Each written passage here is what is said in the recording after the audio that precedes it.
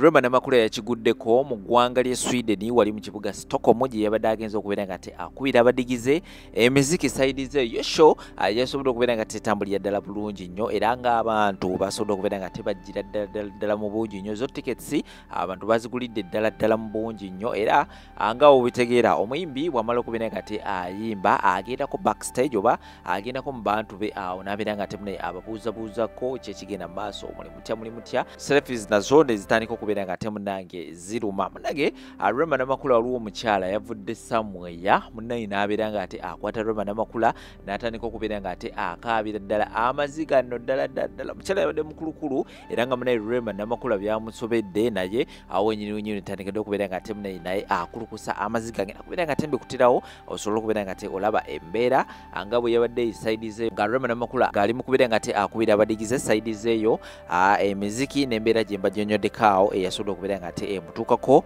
we yabadde agenza okubeera nga abuuza ku bawagizi be nabagujeedoza kutwaleko ne wa Bebe Cool ayina live gye yasobola okubeera nga akola ebigambo yeyogeredde ddala bingi nnyo era ayina ebigambo bye yasobola okubeera nga aweereza omukulembeze ow'ekibiina ekya National Unity Platform omukulu amanyikiddwa nga Robert Kyagulanyi Ssentamu era nga ebigambo bino byasobola okubeera nga bimuleetera obuzibu era ngenda kubeera nga tembekutirawo awo osobola okubeera nga obyewulirako sako n'embeera ki eriwo saawa eno ku nsonga za Bebe Cool zeyasobola okubeera nga ayogerako abasawo mu comment section oba maze okubeera nga olaba vidiyo eno genda wasawo tekawo endowooza gulowooza ki ku nsonga za Rema Namakula zigenda okubeera nga nkuteerawo ate sako n'ensonga za Bebe Cool bye yasobola okubeera nga ayogera ku muyimbi munne Robert Kyagulanyi Ssentamu video liking sharingirako abalala tugatteko mu butongole subscribing akadeyi ka notification bell kakoneko kajja kubeera nga kakwalatika olenda badde say video ngoma tumbawo.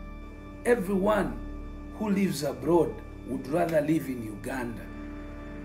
Abakyakiwakanira be bano obudde bujja kujja era bakyogere emitima gyabwe oba abakyakiganye bagamba beekwasa politics naye nga baaliyagadde okubeera awaka.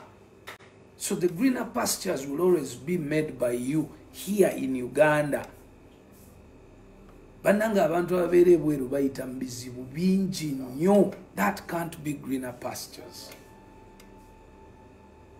Obalabira wano ng'obasabye ssente mwe abasaba obumwanyi mmwe Abanayuganda. Omuntu nakugamba akola kiro na misana. Let me ask you something, sincerely speaking.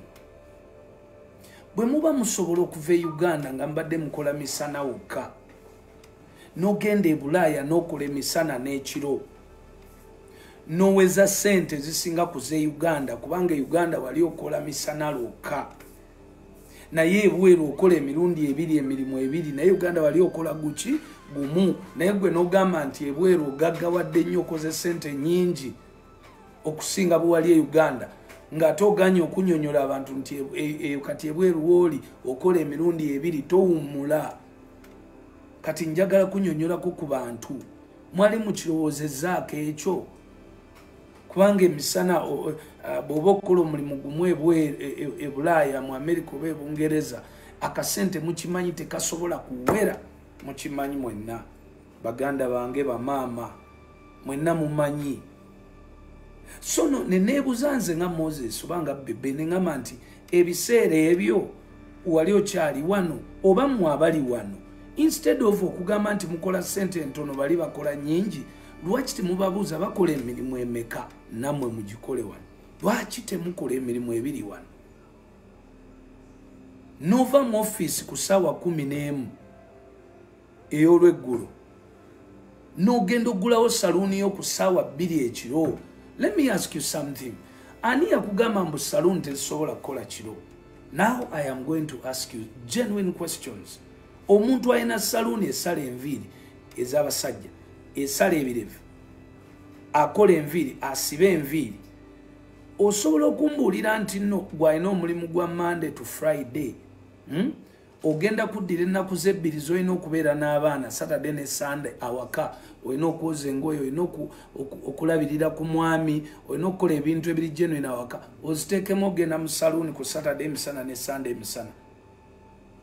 So nga ate singa wabadde nga osobola walikoze schedule yo nga mu saloon olumala komawo ku lesse ku Wednesday saa 11 nojje waka notegeka abaana ne bali emmere nobabika mu buliri ku ssaawa 3 ne bwoba mukyala nosituka n'ogenda mu saloon novayo saa 6 nojja ne weebaka nokeera ku makya n'ogenda ku mulimu naye ku ssaawa omuntu agenze mu saloon ku ssaawa 3 oba nyeeza ekiro number 1 owa saloon aba akoze omulimu ogwokubiri kuba yakoze emisana kati azze ku y'ekiro akoze omulimu ogwokubiri number 2 obudde bwo bwo bumaneginze bulungi ekintu ekyo nakikayanira si saloon yokka okoze emmotoka lwaki gwe avudde mu office emisana ku saa 11 n'ogenda mu bbaala ku ssaawa 2 ku Friday ku Monday ku Tuesday because Uganda is a very good country sijja kigaana kino nti no we have two economies. We have a day economy and a night economy. Night economy ge mabala eno Uganda yo yalema ratings muzikebere ku YouTube oba ku Google kakati bwotunuulira nti n'amabala gakola ekiro. Recently nali ngamba mukwano gwange London eyo nga mugamba bwoba okomyewo lwaki totunda byotunze wano n'okomawo e Uganda n'ogula ki pick up n'oteekako kidramu eky'amazzi because e Uganda okyasobola okufuna amazzi ag'obwereere ng'ogenze ku luzzi in a well tuyina enzizi nnyingi nnyo bw'obeera ne pick up n'oteekamu liters ezimala okwoza emmotoka 10 ogendayo n'obala amafuta agavudde wano ne gagenda e Kawempe ku luzzi n'ossaamu amafuta ekamo kya ku luzzi manya amazzi n'osena amazzi n'ojjuza ekyo kitanka kaakati n'oyoza emmotoka zo emisana ng'ogenze ku offices blocks za offices emisana n'ogenda n'otuuka mu URA n'obagamba URA nsaba contract eyoza emmotoka z'abakozi nti kale URA esasula naye URA ng'ekitongole bwe kikukkiriza okuyingira parking lot yaabwe okwolezaawo emmotoka okay gwe n'obanga ku mmotoka osobola okugamba wa URA nze nja cleaninganga wano ate amazzi sikozesagago ne sabbuuni wange kakati then abakozi bo ne bamanyanga nti bwe natuuka ku mulimu mpakinze emmotoka naagenda okuvaayo nga njoze. How many companies, how many office blocks do we have in Uganda? Hundreds and thousands. Kakati bw'omala okwozeeza emisana n'olyoka otunuulira amabaala ekiro second route ogwo mulimu gwakumeka gwakubiri n'ogamba nti ngenda kubookinga 5 bars oba 10 bars kale katugabe 5 bars you book 5 bars n'ogenda ku mezo n'ogenda ku pia n'okola contract nabo nti ekiro nja kujjanga n'ekitaala kyange n'amazzi gange all I want is to talk to customers who are parking abwe mubuuza nti mwoleze nakkiriza nze njagalayo omutwalo gumu amazzi wafunye gabwerere sabuni ogenda kozesanga wa 12 omwana ayoza ogenda muwa 13 ku mutwalo osigazaako 5 anezo ne boyoze emmotoka 20 kuobeera n'abaana 2 pipe 2 eziva ku kigundi ekyo kwe noteekawo akantu n'ojja emisana n'ozimbawo akantu amazzi we gayita ne gakulukuta ne gagenda muki naye olaba washing bay zonna zibeera nzigale ekiro saluuni oluwera saa 12 ng'abantu baggalawo emu oyo yennyini oluggalawo yagamba sente teziwera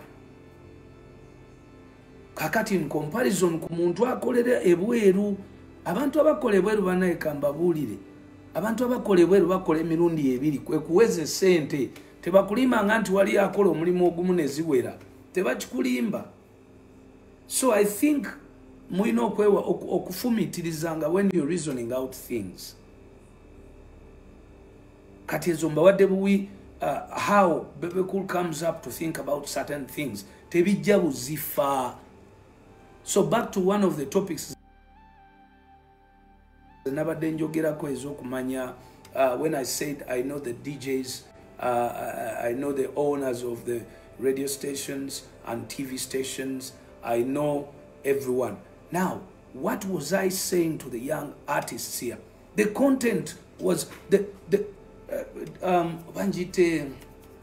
what were you supposed to get from my conversation. Nolyoka olaba obuyenje ne busituka ne kavaayo simanya agambye bwe batyo system bweri balemesa. Temuddira bunafu bw'abayimbi kubushuga kotingako mbu bapepekulu babalemesa mbu the big three babalemesa nga nesaawe no big three tukyakola night and day. Nesaawe no the same people you call the big three are still working night and day. Mbu system abayimbi, let no one ever lie to you, mbu waliwo system. Your imagination of failures, and this is a type of failures. These are the things that we used to tell, and these are the things I used to tell you every single day. Stop doing drugs. Stop wasting your time pretending like you're doing something yet you're surely knowing it's not productive. Buli muntu yenna azze ku internet kuno, every Ugandan artist or failed artist who has failed has been related to drugs. You write down the names. Write down the names and see if those people were not concentrated on music and drugs. I saw the so-called artist you were talking about, you blogger who was talking about my statement of saying that I can fail artists. Indeed, the comparison was better than getting a fight, a physical fight with an artist. I would rather use my connections to fight that artist.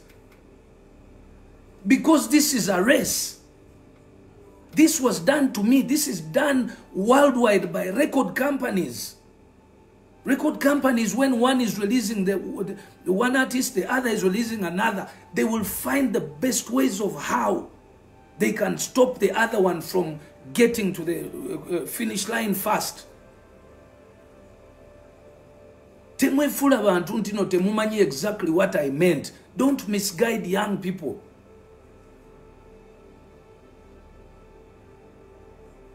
Record company A releasing artist A and record company B releasing artist B. Buli omu ayagala owe abasooka. Bonna bagenda ku radio yemu. Kati record company A bwe banga ye yafunira DJ omulimu ku radio. You tell me, oyo DJ anakuba music wani? Temwefula mbu mumanyi nyombo mbu mwefula analysis. I know you're learning how to analyze, but don't misguide people.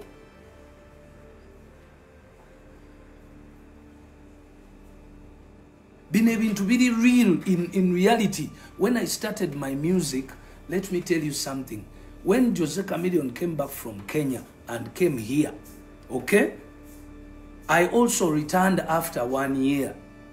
When I returned here, I will tell you the truth.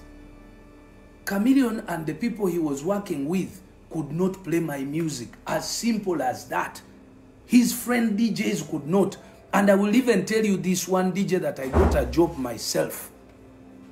Nakwata DJ Shiru ne mujja ewa Rota. Ne mutwale wa Elvis nga nkoye okulwana ne ba DJ kwa bali tebakwa music wange. Ne ngamba nze mu clubs zino, instead of fighting the DJs who are already there because they are not playing my music because I see they are friends of Jose Chameleone. Instead, let me be friends with the owners of the clubs, and I ask my friends, those owners of the clubs, to employ my DJs there.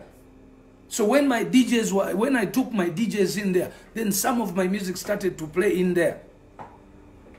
So it was easy for me to tell my DJs who I had put in there that when you get in there, don't play Chameleone songs. You play mine, because the other DJs were playing Chameleone songs. How difficult is that? Is that really complicated? Common sense? Of course, Chameleone also was fighting to be the greatest. So he was telling his DJs not to play Bebe Cool's music. It is normal. The industry is not a church where to govern kagati or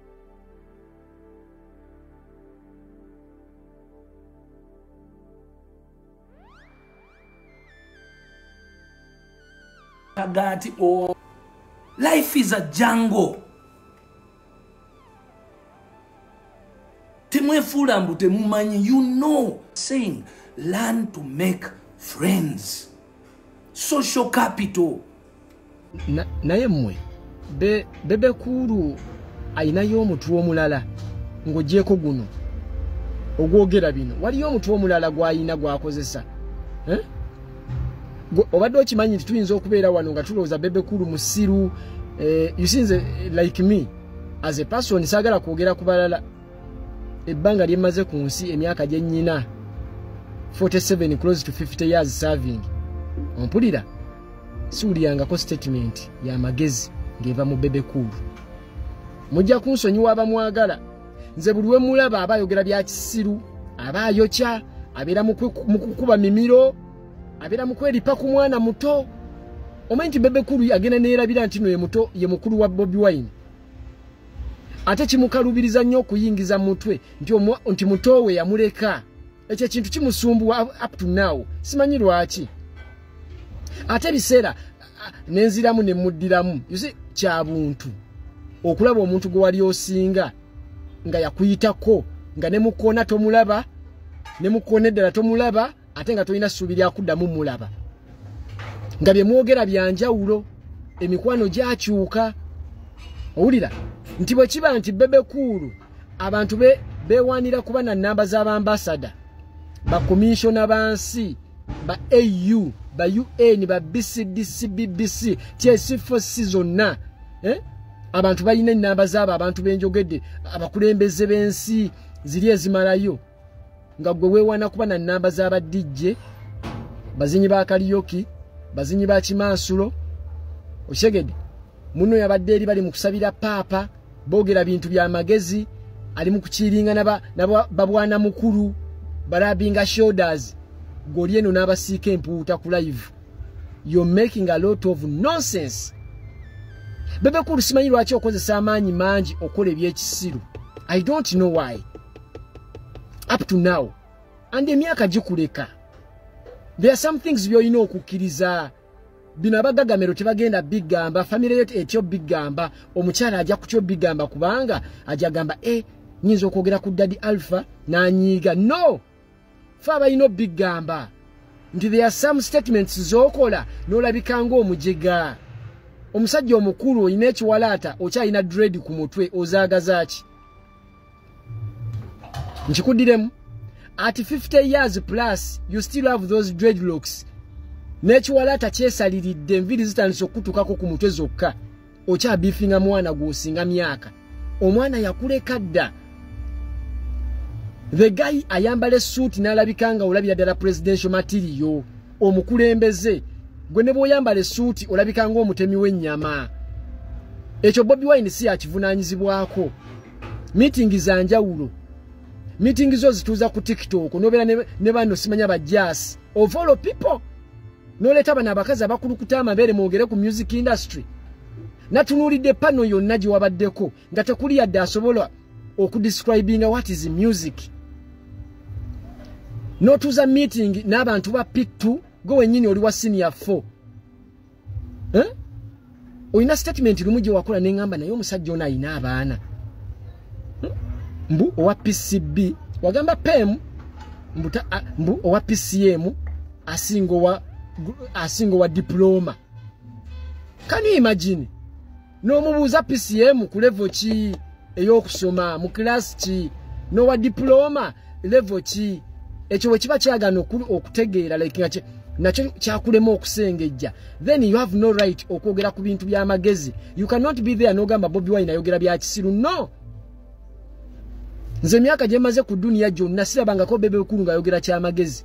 I swear to God. Yavamu ebintu by'ekisiru, yabeera ku stage, neeyambula, neyegira bw'atyo obwana bumukwatirire mu masengere, omusajja omufumbo, oyina abaana ewaka, abasajja abaali ab'ebitiibwa, oyo Bebe Cool mwe temwaliwo mulabika mwali mukyalina envunza. Bebe Cool was the guy. Nga Bebe Cool atuuka mu kizimbe, ffenna ne tusirika. Tosobola muvuma yadde ekigambo n'eki. Ye leero nga waba ne mamizu. Ne wawanika buwanisi mukono kobula kuba n'akuggyako obulago. Naye kati nange owa P2 nsobola okuvuma. Why? Wali usinga value. Tokyalina makulu.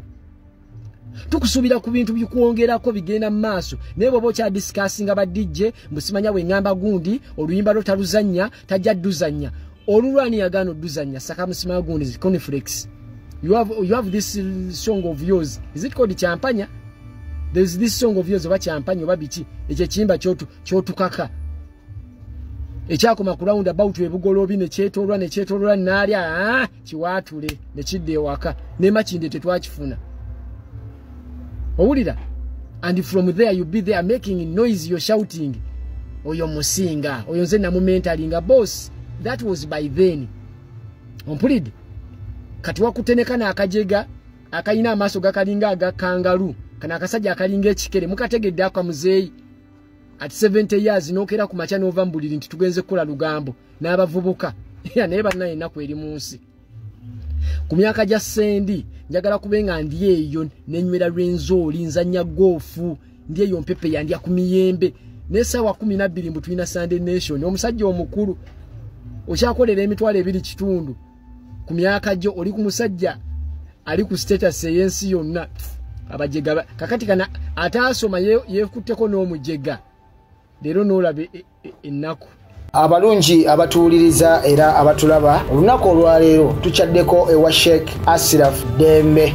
Sebo sanyusa okubalaba amannya agange Yeze Sheikh Ashraf Dembe akola ku bizibu by'enjawulo. Omuntu singa aba alina ebirwadde musomereddwa tumwa amazzi ga lukuya nga bw'obadde ogalaba tugenda abantu ku kyoto ne twokya emizimu emibi egibabaamu n'okulomba edduwa. Abantu singa abeera ng'ali wano atuuse sobola okumulombera edduwa ne waba atatuuse nga mpadde amannya ge naye ng'ali wala naneetaase. Enamba yange yeno eri 0707363711. Namwe bannyinaffe abali ebweru oyagala okuba nti oyagala okulombera ku dduwa ng'olina ebizibu viza zibuze amaka gakolongotana sente zikola zimpita mu ngalo ojja kumpeereza ekifaananyi kyo n'amanyago ebyo byokka bijja kummala nja kulombera edduwa ojja kutereera. Olunaku olusembayo mu mwezi mba n'edduwa eyawamu ffenna n'abalwadde bange abakadde n'abapya. Salaamu alaikum warahmatullahi wabarakatuh.